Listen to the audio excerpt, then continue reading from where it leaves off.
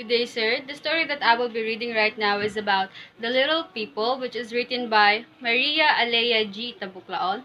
In the story, it talks about a little girl who met a good and a vengeful elf, and the vengeful elf falls in love with her and disturbs her for several years. So the story goes as this.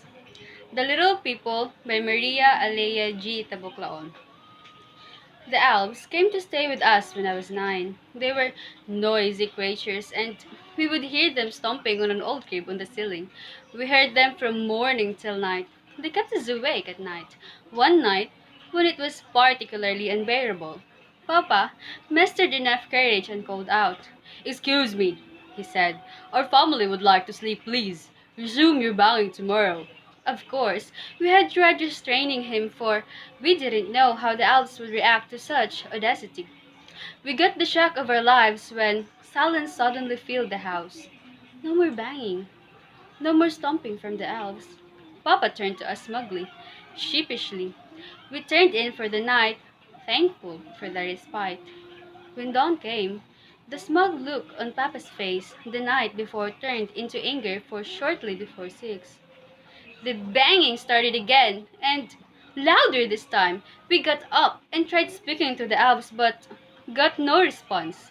The banging continued all day and into the night and stopped at the same hour, 11 o'clock. And at exactly 6 a.m. the next day, it started again. What could our poor family do? Papa tried to call an albularyo to get rid of our unwelcome housemates, but the woman was booked till the end of the week. Meanwhile, the elves had become our alarm clock. When they start their noise, we would get up and do our errands. Papa would start cooking, I would start setting the table, Mama would sweep the whole house. My older sister and my cousin would water the plants, and my brother would start coloring his books. Well, we really didn't expect him to work. He was only 4.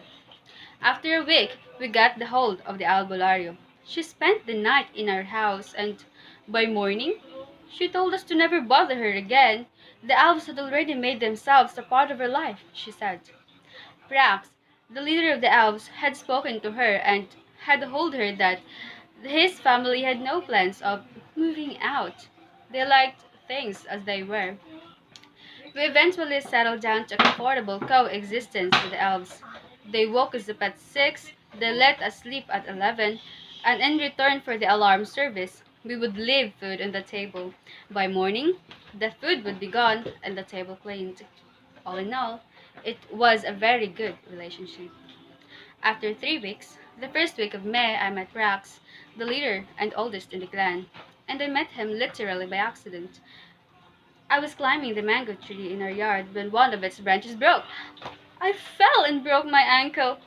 The pain was so great that I just sat there numb, staring at my ankle, which had begun to turn blue. I could not move or cry out. I went to sleep to forget the pain. My last conscious thought was that the ground was too cold to sleep on.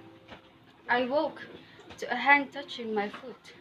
It belonged to someone, something non-human, for his hand radiated warmth that seemed to penetrate my bones. His hand was small, wrinkled, and felt like dried prunes. Although I was curious, I kept my eyes closed. I imagined a hideously deformed face with long and sharp teeth. Would he disappear when I opened my eyes, or would he devour me? I pretended to be asleep. After several minutes, I could pretend no longer. I was too curious to remain still. When I opened my eyes, the horrible sight that I expected was not there. Instead, there was this old, wrinkled creature, even shorter than I was, although I was the smallest in my class. He wore overalls, unlike any clothing I knew of. Its texture was a mixture of green leaves and earth. It clung to his skin and breathed with a life of its own. Its color continually changed from deep to light green, to dark to light brown, and to green again. It was fascinating to look at. I felt a sense of awe and respect towards the elf. He was good with his hands. My ankle already felt better.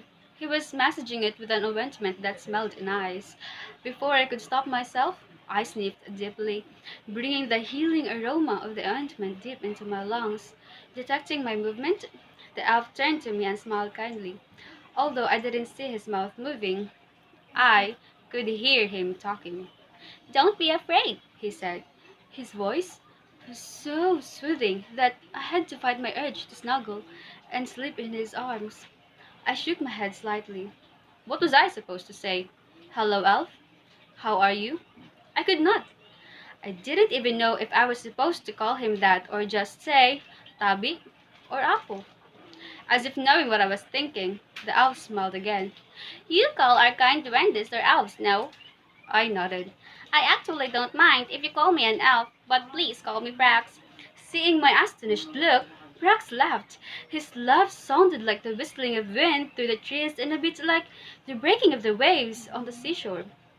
I thought it nice and longed to hear more, and I wanted to know more about his kind. Did they have children? Wives? Did they play games like patintero? Habulan? But Brax was not in the mood to chat. He told me that I should have been more careful. I could have been seriously hurt. I nodded absently, thinking that I liked his clothes, his laugh, and his voice. He reminded me of my grandfather, who had died a long time ago. I closed my eyes, letting Brax's healing massage lull me to sleep. 30 minutes later, when I woke up, the elf was gone. Only the lingering fragrance of his balm remained. When Mama and Papa arrived, I told them what had happened. It was really frustrating seeing their reactions. They became pale, then collapsed on the sofa. I had to douse them with water before they revived. Why couldn't they be like other people and be glad that I had been befriended by a supernatural being? I had told them about my first encounter with a real elf, and they fainted on the spot. I sulked for the rest of the evening. Mama told me to never talk to elves again. Or did I forget the countless tales of elves taking people to their kingdom after killing them? I just shrugged. After all, the elf had saved my life. I thought no more of it, and indeed began to enjoy the banging and stomping on our ceiling. I almost wished to be heard again just so I could see Prax, but nothing happened, and I passed the rest of my summer days dreaming about playing with elves. I met my second elf in school. I was in grade 3. I transferred to a new public school that had a haunted classroom. My classmates related stories about elves, duendes, white ladies, and capres in our school. I believed their stories readily. I tried to tell them about Prax, but since they were skeptical, I decided to let them be. As it was, I excluded from their games. In the classroom, I chose the seat I felt was the most haunted, the one furthest away from the teacher's table. Nobody wanted to sit near me. Behind me was a picture of the president. Without the company of my classmates, I expected owls to make their presence felt. So, I waited. By the third month in class, it happened. We had a very difficult math exam. Our teacher left us and went to gossip outside, and all around me, my classmates were openly copying each other's work. I looked at their papers from my seat, hoping that their scribbles would mean something to me, but the answers to the blasted long divisions eluded me. I looked at the ceiling, trying to see if my brain would work better if my head was tilted a certain angle. It did not. I looked at my right, nothing there.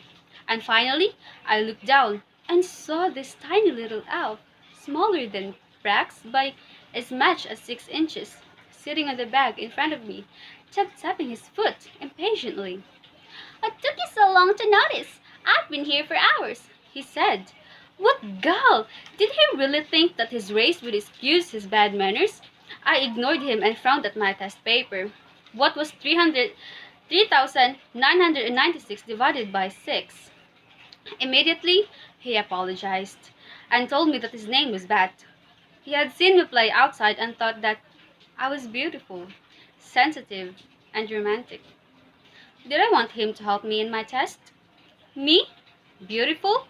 I enthusiastically agreed to let him answer the test. I showed him my paper, and he snorted. "For us elves, this is elementary," he said. I wanted to tell him that to us, humans, these problems are also elementary. Third grade, in fact, but I changed my mind. Bat and I became friends. He helped me with my homework and gave me a little things such as colored pencils and stationery that were the craze in school. He cautioned me strongly against telling my parents of my friendship with him. After all, he said, some people might not understand our relationship. They might forbid us from seeing each other. I thought nothing of it and kept silent about my friendship with Bat. I enjoyed his company, for he was very thoughtful. He was a good friend, and I thought we would be friends forever. The time came, though, when he declared that he loved me. He wanted me to go with him to his kingdom and be his princess. I refused, of course. For God's sake, I was only 9. I didn't know how to cook, or do the laundry, or do the other things that wives are expected to do. And he was an elf. Short as I was, he only came up to my knees. I told him that I had already confided to my parents and that they were very angry. It was not true, but Bat didn't know that. He got angry and launched into diatribes about promises being made and broken. Then he vanished. That night, I dreamed that Brax told me. He told me that I should have never offended Bat outright. That elf is a stranger in our town, he said. We don't know his family. He might be violent. But I had already done what I had done, and there was no use wishing otherwise. I told Brax I'd never worry. After all, he'd always be there for me and my family. Right? Wrong, he said. His gift was for giving good luck and for healing minor non-fatal injuries. What good is that for? I asked. He couldn't answer and led me to a dream of falling houses and shrieking elves. The next day, I got sick and did not get well, even after the best doctor in town treated me. My parents had grown desperate, so the albulario was called once more. She told my parents to roast a whole cow, which they did willingly. The albulario and her family feasted on it when I was still sick. After a few days. She instructed me, my parents, to cut my hair. She told them that elves liked long-haired women. The problem was Bat liked my new look, and in my dreams, he was always there, entreating me to go with him. I got sicker than ever. The albulario, getting an idea from a dream, then tried her last cure, an ointment taken from the bark of 7 old trees applied to my hair. It cost more than the cow, and nobody could enter my room without gagging. The smell was terrible. That did the trick. Apparently, Bat was disgusted, but he would stop at nothing to get me. Even if it meant getting my family out of the way. I told him again and again that I didn't love him and I would never go with him, but the elf's mind was set. In the end, I just ignored him, for who could reason with an elf, and the mad one at that? He did not turn up in my dreams the next few nights. In a week, I was up and running again, and I thought that all was all right. My parents decided that I should transfer to another school, this time a sectarian school. Then something happened. My mother had a miscarriage. People blamed the elves and talked about it for a long time. I remember the sad and fearful looks of my parents every day as they heard the banging on our ceiling. Were they friends? Or were they responsible for the accident? I had never told them about Bat, who Brack said was the one behind all these incidents. Years passed, and since nothing untoward had happened since my mother's miscarriage, we began to let go of our fears. The alarm service continued, and our belief that my mother's miscarriage was the elf's doing was discarded. It was simply the fetus' fate to die before it was born. Bat left town, probably to look for some of his kin to help him, Brack said. It was a chilling thought, and with Bat's words the last time we talked, I was terrified. I laid awake at night, thinking of a way to protect my family. I had Brack's, but what about them? When I was 12, the banging on our ceiling stopped. We were having lunch, feasting on the pork barbecue my mother had bought after her experiment with a chicken curry failed. The sudden cessation of the noise we had been living with for years was jarring. The silence grated on our ears. For the first time, we could hear ourselves breathe. No one moved. Even my brother, who was now 7, stopped chewing the pork he had just bitten off the stick. Papa stood up and called to the elves. Nobody answered. Gesturing for my cousin to follow him, they got the ladder and prepared to climb to the ceiling. They took with them an old wooden crucifix and a bottle of water from the first rain of May. My cousin brought along a 2 by 2 and a rope. I didn't know what they wanted to do, but we looked on, our barbecue forgotten. Papa went inside the ceiling and my cousin followed. Moments later, they came back running. My cousin descended the ladder first, and I don't know whether it was because of fright or just because he was careless, but a rung broke and he fell to the ground, back first, hitting the 2 by 2 he had dropped in his haste. He lay there, unmoving, except for his ragged breathing, his back bent at an angle we never thought possible. Mama fainted. Papa stood still. My sister called an ambulance. My brother wailed, and I sat in the ground, laughing. It was not a laugh of gladness, just my nervous reaction to what happened, but they misunderstood and locked me in my room. I cried, shouted, cursed, but remained locked in. From inside my room, I could hear them talking, the medical help coming in, and relatives pouring inside our house. I was ignored. I slept and dreamed that an elf was laughing. When I woke up, the whole house was filled by elven laughter. Then my cousin died. After another year, my little brother followed. He was run over by a postal service van.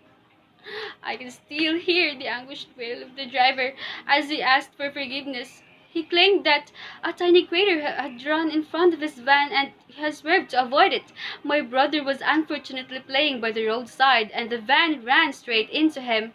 Witnesses say they had heard laughter at the exact moment the wheels caught my brother. The driver wasn't present, but the deaths did not stop there. Barely 6 months later, my father died. He was drowned while fishing. A freak storm, the fishermen said. But for us who were left alive, there was no mistaking that our family would die one by one. There were only three of us left: my mother, my sister, and I. We tried to seek help, but the policemen laughed in our faces. We were branded as lunatics, and Brox was gone, defeated by Bat and his family, apparently on the day we stopped. Even the albulario could not help us. What he used were her potions and ointments. What the elves needed was a good dose of magic, and the albulario was primarily an exorcist. She had no training when it came to defending a whole family against vengeful elves. And poor Mama, a mere week after my father died, she followed. Extreme despair, the doctor said, but we knew better. My sister and I left home and went to live with our relatives in the city, hundreds of kilometers away. We told them about the Alps, but they laughed and told us we were being provincial. It is the 90s, they said. Belief in the little people died a long time ago. We knew they were wrong. But how could two orphan teenagers convince the skeptics? Perhaps we should have insisted on talking more, but as things were, our aunt had already scheduled counseling sessions for the two of us. The fear of being sent to a mental institution stopped us from further trying to convince them. In the end, we just hoped that the distance from our old home would keep us safe from the elves. But they followed, one by one. Our foster family died. Car accidents, food poisonings, assassinations through mistaken identity. There were logical explanations for their deaths, but we knew we had been responsible. We could only look on helplessly and despair again, haphazardly enough to let us think we could outwit the elves, but they finally caught my sister about a year ago. We were on the bus, bound for another town, when a tire blew out. The bus crashed into a ditch, and although most of the passengers, including myself, were injured, the only fatality was my sister. I realized then that there was no escaping the fury of the little people. After my sister's death, there was a period of silence from the elves. I decided to continue studying and enrolled at the local college. I had no problem with finances. I had inherited a large sum from a relative I had unwittingly sent to death. After I got settled in the school dormitory, Brax appeared in my dreams again.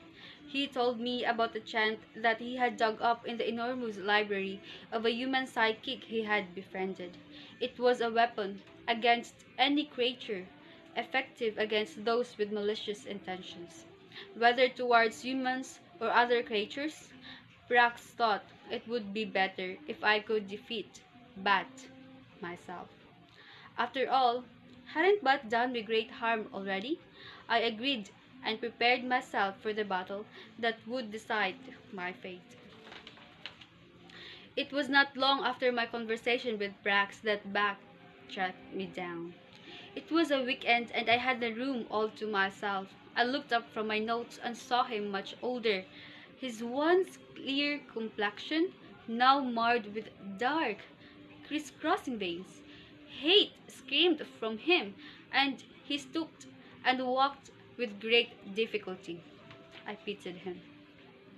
He gave me an ultimatum: go with him or die on the spot. I pretended to look defeated and worn out. My act was effective and Bat looked pleased. He wanted us to go immediately, but I dallied. At the pretext of packing my few valuable possessions, I told him to wait outside and count to 100. When he was gone, I took out the ingredients I had prepared and the mini stove I had borrowed. I boiled a small amount of sweet milk. I unwrapped Bat's image made in green and brown clay, with strands of his hair given to me by Brax, and started blowing and chanting words that meant nothing to me. Blow, a leaf, kasil, zazeh, hit, mel, meltat. Blow, a leaf, kasil, zazeh, hit, mel, meltat. Blow, a leaf, kasil, zazeh, hit, mel, meltat. Outside the room, Bat's count reached 70. I put aside the image and into the pan I poured hundreds of brand new pins and needles that had been blessed. The count reached 80. I repeated the chant and immersed the image in the boiling liquid. I waited. Bat's count reached 100, but I did not worry, for it had become faint and weak, just as Brax had told me. Then Bat dissipated into a mist, shrieking, I might add to where. Only God would ever know. Brax appeared again in my dreams that night and told me that Bat, and his family would never bother me again. He himself would move his family away from humans to avoid similar accidents in the future.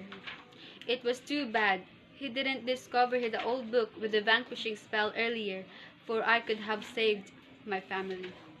I could not bring them back, he said, but I could build a good life of my own.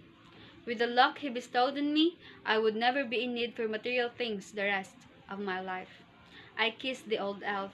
Knowing that we would never see each other again, I watched him fade away, seeing the last of my family go.